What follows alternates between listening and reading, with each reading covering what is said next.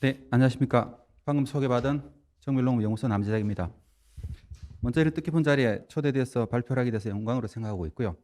제가 첫 번째로 발표드릴 내용은 탄소 중립에 관한 내용입니다.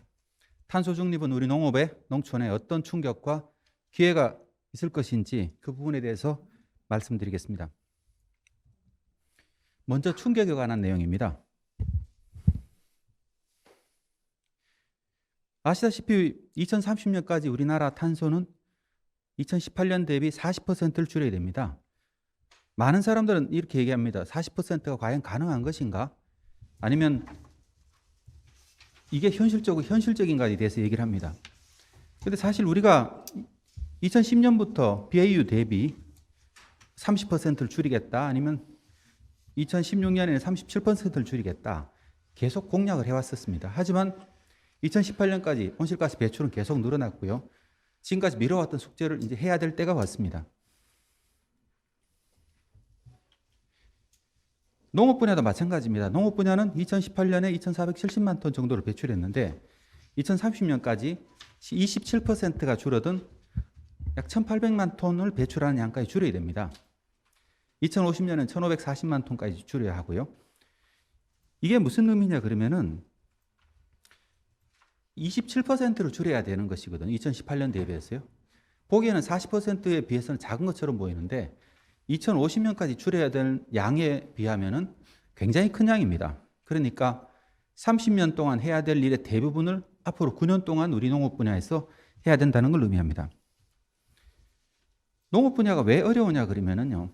농업 분야는 다른 분야는 다 이 배출하던 양을 2050년이 되면 0으로 맞추겠다는 건데 농업 분야는 그렇지가 않거든요. 한 65% 정도 수준으로 맞춘다는 겁니다. 왜 그러냐? 농업 분야에서 온실가스가 배출되는 걸 바라보시면은 주로 농경지 토양이라든가 아니면 가축에서 발생합니다. 미생물 작용에 의해서 발생하는 거죠. 그리고 근본적으로 이거는 완전히 없애는 건 불가능합니다. 생물이 살아가는 것이기 때문에요. 그리고 대부분은 가스는 메탄과 아산화질소가 두 가지만 농업 분야에서 하는 걸로 배출됩니다. 에너지 분야는 제외했을 때 그렇습니다. 온실가스 감축 방법으로 나와 있는 것은 논물 관리나 아니면은 비료를 줄이는 것, 그 다음에 가축이 뿜어내는 메탄가스를 줄이는 것 등이 있고요. 근데 이게 어떤 일이냐 한번 생각을 해보시면 논물 관리는 어떤 거냐면 한 가지만 예를 들면은 우리나라 논을 한 80만 헥타르를 보면은 논 한 개가 뭐 큰 거는 한 1,000평 정도 하죠.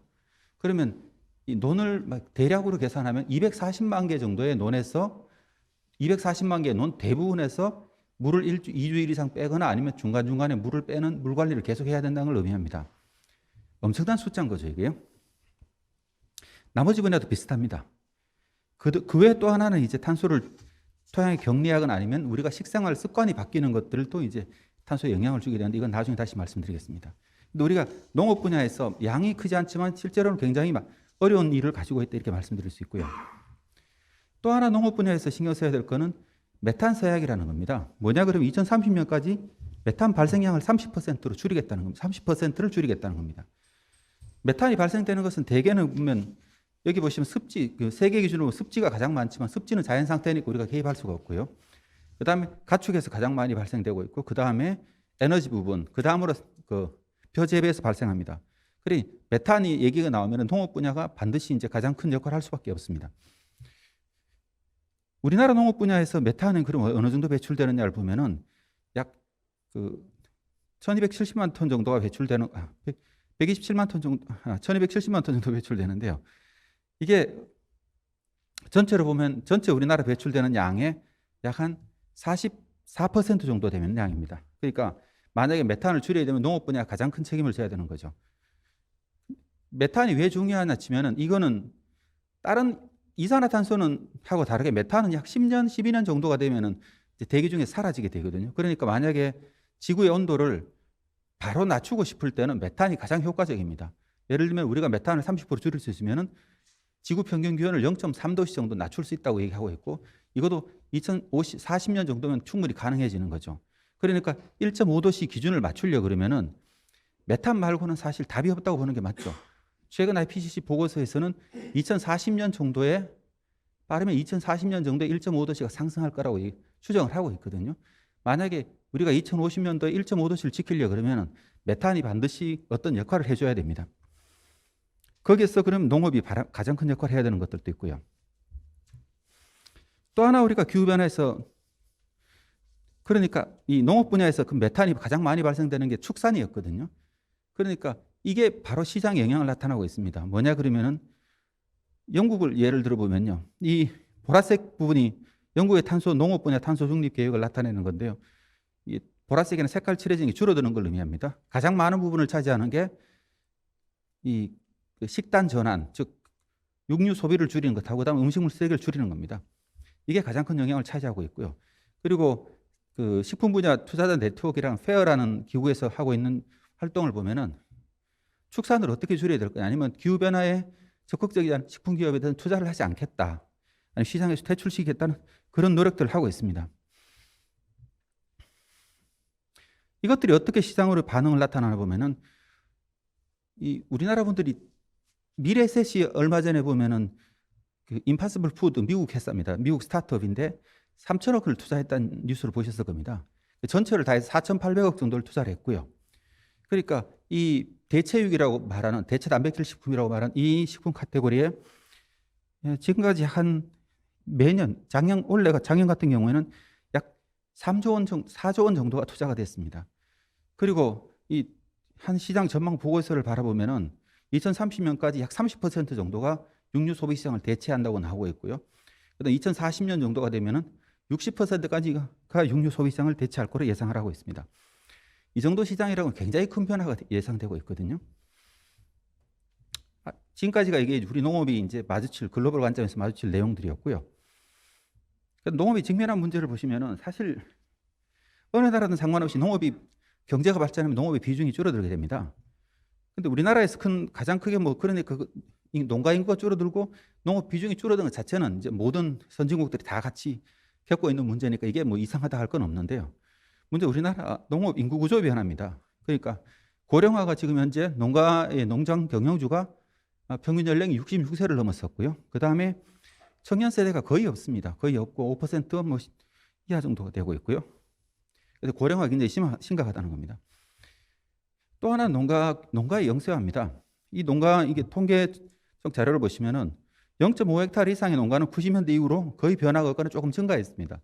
반면에 0.5헥타르에서 3헥타르 정도 사이의 농가가 가장 크게 줄어들었고요. 이 얘기는 뭐냐 그러면은 굉장히 규모가 영세해가지고 농가가 고령화되어 있고 영세하기 때문에 새로운 변화를 만들어낼 힘이 없다는 것이고요. 또 하나 중요한 문제는 또 토지 소유 문제도 하나에 걸려 있죠. 비농업인 토지 소유가 45.1%에 해당하고 있고 이게 곧 80%까지 늘어날 것으로 예상하고 있습니다. 이건 마찬가지로 영농형 태양광 문제부터 농촌에 많은 문제를 유발하는 근본적인 원인이 되고 있습니다. 그 다음으로 농업이 또 대응해야 할 위기 중에 하나는 식량 자급률의 위기라고 볼 수 있습니다. 2008년도부터 2014년, 2020년 여러 뉴스를 쳐다보고 있지만은 이 식량 자급률의 위기에 대해서 계속 경고를 하고 있습니다. 하지만 계속적으로 떨어지고 있죠. 식량 자급률은요.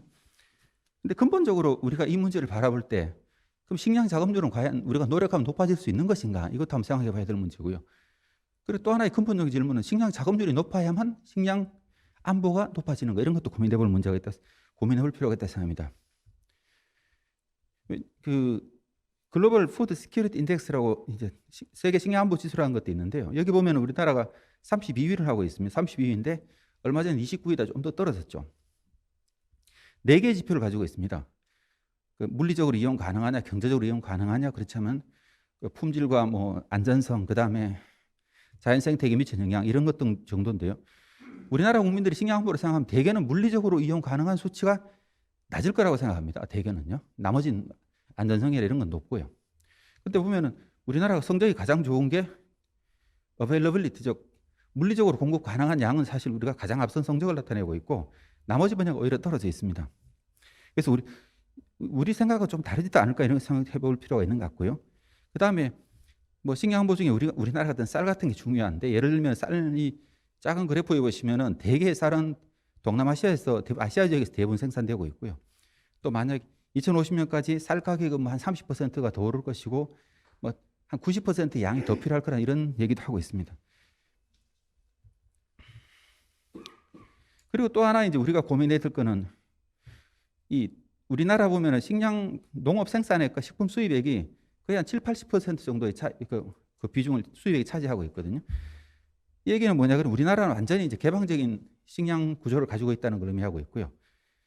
그 다음에 그러니까 보통 대개 사람들이 우리나라에 문제가 생기면은 어떻게 할 거냐 고민하고 있지만 사실 우리나라의 식량 안보는 외국에 문제가 생겼을 때 더 큰 영향을 받는 겁니다. 우리나라 인식과는 다르게요. 이게 우리나라 식량 구조의 특징이고요. 그 다음에 또 이 오른쪽 그래프를 보시면은 대부분 우리나라는 보면은 지금은 원예 작물과 축산의 비중이 굉장히 커졌습니다. 농가 소득을 높이려다 보니까 어쩔 수 없이 이렇게 됐는데요. 식량의 분야에 계속 떨어지고 있죠. 그러니까 새로운 정책을 하거나 아니면 새로운 농업 정책을 펼 때마다 소득 작물을 하려 그러면 원예 작물 쪽이 점점 더 커질 수밖에 없다는 말씀을 드리고 있고요. 이건 역시 마찬가지로 식량 자금률을 떨어뜨리는 요소를 작용할 거라는 의미입니다. 그 다음에 또 하나 농업 분야에 고민해야 될 문제는 에너지 가격 상승인데요. 우리가 기후가 변하니까 이 재배 적지가 바뀌고 또 지방마다 아열대 작물 재배가들이 많이 늘어나고 있습니다. 그 다음에 요즘 스마트 원예를 추진하면서 스마트 온실이 굉장히 증가하고 있고요. 이건 뭐냐 그러면 전부 다 에너지 사용을 늘리는 쪽으로 우리 농업 생산 구조가 바뀌고 있는데 예를 들면은 그랬을 경우에 또 하나의 특징은 유류 사용이 전부 다 사라지게 될 거고 전부 다 전기로 바뀔 것이거든요.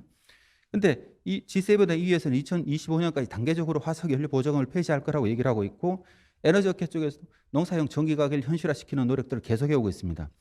현실적으로 이제 에너지 가격이 상승할 수밖에 없다는 걸 의미하고 있고요. 이럴 경우에 그럼 우리나라 농업의 경쟁력은 다 어떻게 될 거냐? 우리나라 농가 소득 기반을 유지하고 있는 원예나 축산은 어떻게 달라질 거냐? 이것도 이제 굉장히 우리나라 농업계가 가지고 있는 고민입니다.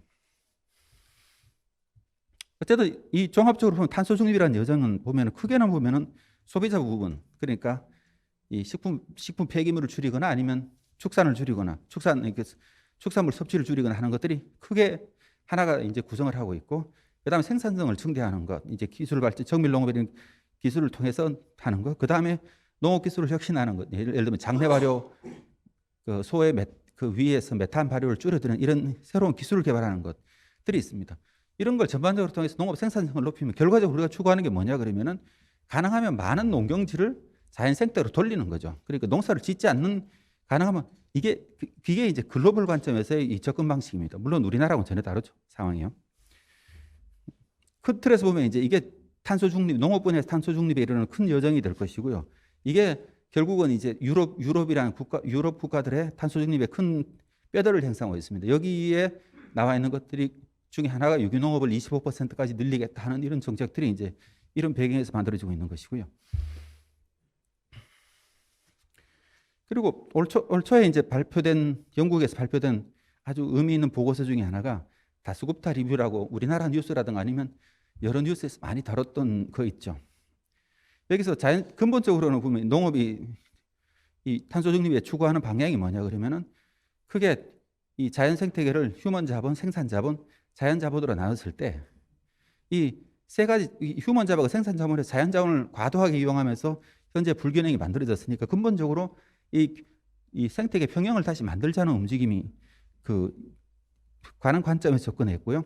이걸 하기 위해서는 결론적으로는 이걸 가능하게 하는 게 결국은 과학기술이라는 거죠. 농업 분야 과학기술 발전을 통해 가지고 이 문제를 어떻게 해결할 거냐는 게 가장 크게 하는 것입니다. 여기는 물론 정밀 농업이나 수직 농장, 대체 가공식품 등이 이제 다뤄지고 있습니다.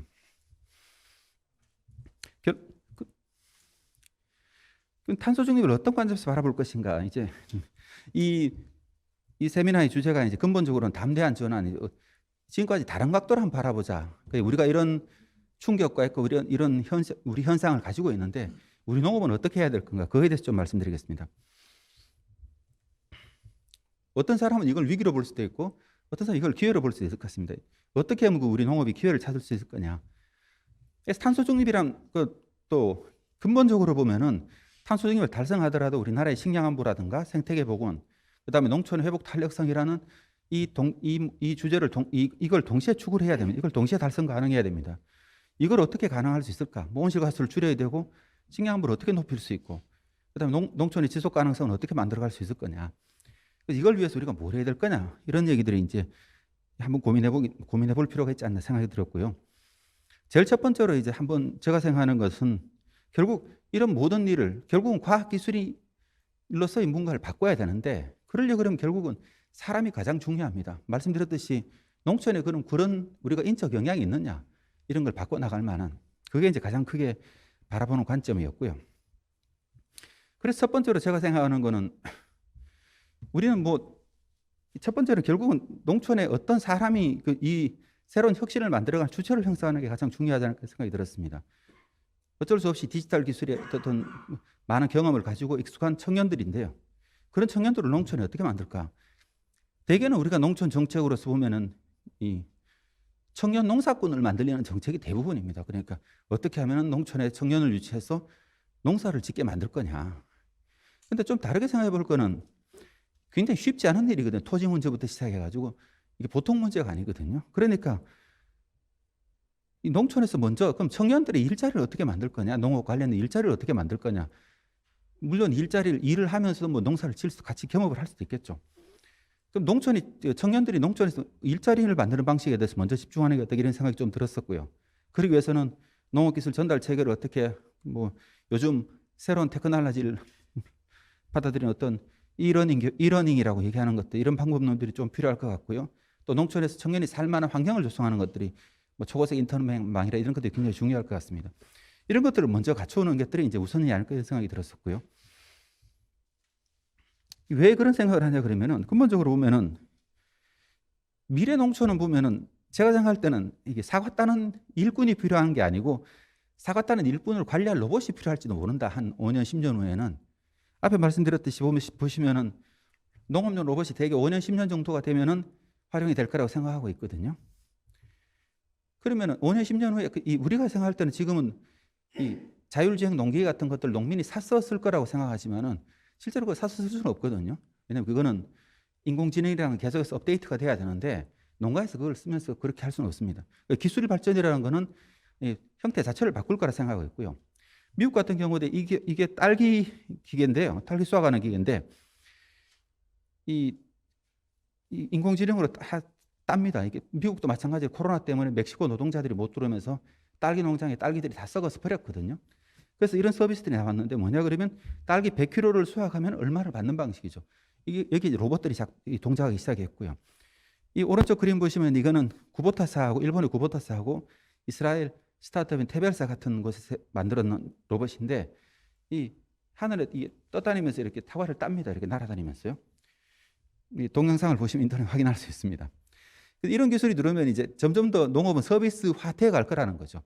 물론 우리 농업도 이미 서비스화 되어 가고 있거든요. 드론 방제 같은 경우는 이미 서비스화 되어 가고 있고 트랙터 같은 경우도 많은 경우 이제 농가들은 이것을 빌려서 쓰게 됩니다. 우리가 아직까지 그런데 그걸 어떻게 체계적으로 만들어 갈 건가? 농촌 청년들 같은 경우에는 이런 걸 위해서 어떻게 보면 투자 형태의 새로운 고용 형태가 필요한 게 아닐까 이런 고민도 해볼 필요가 있다고 생각이 들고요. 그 다음으로 일하는 방식입니다. 문제는 우리가 9년 동안에 30년 동안 해야 될 것의 70%를 해야 되고 72%를 해야 되거든요. 지금까지 그러면 우리가 R&D를 하고 현장 확산을 위해 가지고 실증을 하고 그 다음에 이제 확산하고 이런 식의 단계를 거치면은 최소한 짧아도 5, 6년, 6, 7년 훅 가거든요. 10년 동안 우리가 할 수 있는 게 별로 없을 겁니다. 근데 우리가 탄소 중립을 위한 기술들은 이미 다 밝혀져 지금 현재 이용 가능한 기술들이 많거든요. 그래서 우리가 이 현장에 접근하는 방식도 먼저 사업화 모델을 만들고 어떻게 접근할지. 대개의 문제는 기술의 문제가 아니고 사실은 이 협의 과정이 더 문제가 되거든요. 영농이당에서 하는 것처럼요. 그다음에 바이오가스, 가축군요 바이오가스 마찬가지고요. 문제는 기술이 어려운 게 아니고 사실 사회적 합의가 참여가 어려운 겁니다. 그래서 그걸 어떻게 가능할 건지 다양한 모델을 만들고 그 R&D와 실증을 동시에 하고 그 다음에 성공적인 사례들을 가지고 계속 확산해 나가는 이런 방식들이 이제 빠르게 진행해 나가는 게 탄소 중립이라는 것에 굉장히 중요할 거 생각하고 있고 그 일하는 방식을 어떻게 바꿔 나갈 건가 이거는 스마트 농업에서 마찬가지입니다. 그 다음에 그런 걸 가능하게 하기 위해서는 결국은 농촌의 디지털 인프라라는 것이 굉장히 중요합니다. 예를 들면은 농촌의 디지털 인프라가 갖춰져 있어야 그 위에 이제 어떤 기술 플랫폼을 만들고 그 위에 서비스 플랫폼을 만들고 이렇게 쌓아 나갈 수가 있는데 우리가 농촌에 제대로 된 디지털 인프라가 없이 위에 것만 이렇게 건성건성 쌓아 나가서는 체계적으로 만들어 나갈 수가 없다는 생각이 들고요. 그래서 농촌의 디지털 인프라를 위한 어떤 획기적인 정책을 추진해 나가는 것들이 미래를 위해서 굉장히 중요하다는 생각을 하고 있습니다. 그다음으로 제가 마지막으로 주장하고 싶은 거는 글로벌 밸류 체인이라는 겁니다. 결국 앞에서 말씀드렸듯이 우리나라 식량 안보가 우리나라 내에서는 해결될 수 없거든요. 세계에 있는 대부분의 나라들이 자기 나라 내에서만 식량 안보를 해결하는 나라는 거의 없습니다. 그러니까 이 글로벌 밸류 체인에서 보시면 이게 우리가 다운스트림과 업스트림 쪽에서는 보면 우리나라가 굉장히 큰 시장을 가지고 있고 다운스트림 쪽에서는 업스트림 쪽에서는 우리나라 R&D가 1조 원적으로 세계적으로 가장 많은 R&D를 투자하는 나라 중에 하나거든요.